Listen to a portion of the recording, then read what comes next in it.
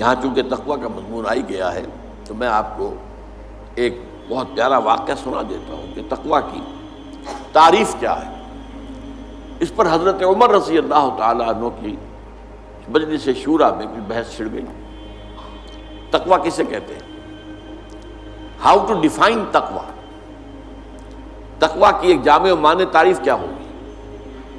اب بہت سے صحابہ نے اپنی اپنی رائے دی۔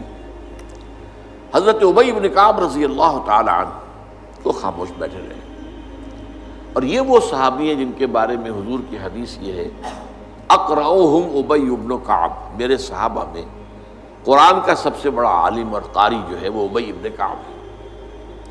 تو حضرت عمر نے کہا ابی آپ نے کچھ نہیں بتایا، آپ بتائیں تقویٰ کسے کہتے ہیں؟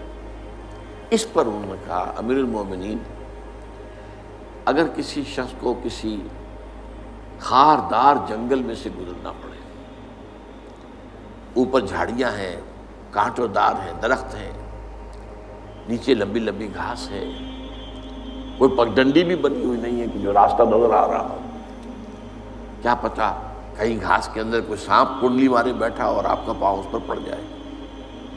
اور آپ کو معلوم ہے امیزن کا طاس اور کانگو کا طاس جو ہے، یہ جو دنیا میں جو سب سے زیادہ گھنے جنگل ہیں افریقہ میں اور ایک ساؤتھ امریکہ میں، ان میں تو سانپ اوپر سے بھی لٹکے ہوئے ہوتے، درختوں سے شاخوں سے لٹکے ہوئے بھی۔ اب کسی کو گزرنا ہو تو کس طرح پھونک پھونک کر قدم رکھے، دیکھ دیکھ کر، چوکنا ہو کر، اچھی طرح احتیاط سے۔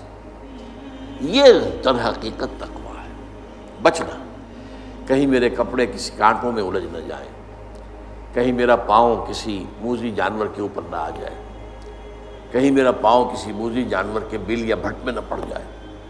اب اس طریقے سے پھونک پھونک کر، جس کو ہم کہتے ہیں محاورے میں پھونک پھونک کر قدم رکھنا، اور پوری طرح چوکس اور چوکنے ہو کر راستہ طے کرنا، یہ تقویٰ ہے۔ اس پہلو سے در حقیقت یہ زندگی جو ہے یہ بھی ایک سفر ہے، جس کے لیے حدیث ہے حضور کی، کن فی الدنیا کانک غریب و عابر سبیل،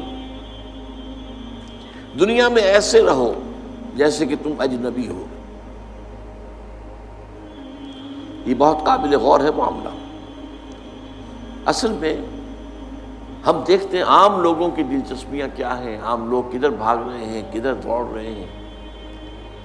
سب کو دنیا کی پڑی ہوئی ہے، بہتر سے بہتر مکان، عالیشان سے عالیشان محل، نئی سے نئی کار، اعلیٰ سے اعلیٰ کار۔ اس میں ایک آدمی جو ہے جو حق پر چلنے والا ہو اور جس نے اپنے آپ کو دین کے لیے وقف کر دیا، وہ اپنے آپ کو اجنبی پائے گا۔ میری سوچ اور ہے، ان کی اور، انہیں دنیا کسی اور چیز کی ہے، مجھے فکر کوئی اور دامن کی ہے، تو اجنبی، وہ اپنے آپ کو اس ماحول میں اجنبی پائے گا۔ کن فی الدنیا کانک غریب او عابر سبیل، یہ ایسے رہو جیسے کہ راستہ گزرنے والا ہوتا ہے، اسے راستے سے کوئی پیار نہیں ہوتا۔